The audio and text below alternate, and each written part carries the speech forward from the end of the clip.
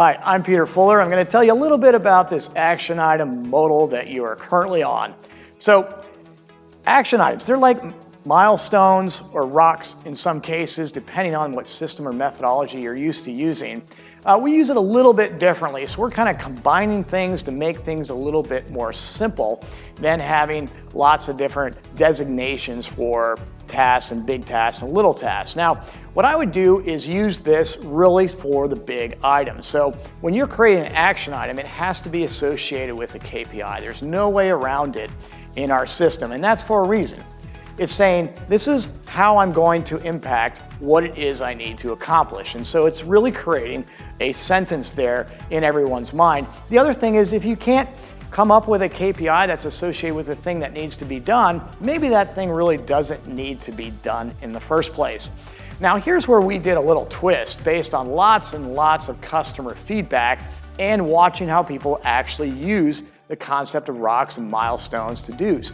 Now, because we combined a little thing there, we've got a lot of functionality that I think you're going to find enjoyable and really easy for your team to use. So your action items can actually be things that reoccur on a weekly, monthly, quarterly basis. You can check that out. You can say, well, I want this to be in someone's job description, and I want to make sure that they are checking up on it every single week. Just hit recurring on there. You might have something like a quarterly report needs to get done, and you want to make sure that that is always there. So you can create recurring action items that are part of a standard practice that actually help your company move forward.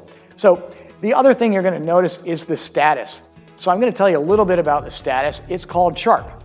So CHARP is a 5-letter acronym that is non-judgmental in its check-in language. So with CHARP, you're going to see that C stands for change. That means something beyond your control happened and you can't get that action item completed. H is help.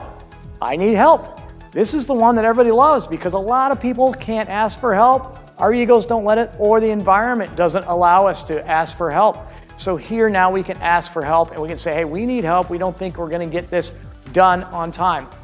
The other one is A, aware. This is how you communicate with your team about things that may or may not get done on time. There's some things crawling into a play that might impact what you're trying to do, but you just want to make them aware of it. You don't want to discuss it. R is a redirect. Hey, you got new information, it does happen, and you're just redirecting that action item. You're going to do something different. And P means it's on plan. So it's very non-judgmental, very specific, very clear language that helps take ambiguity out. And it's ambiguity that kills progress.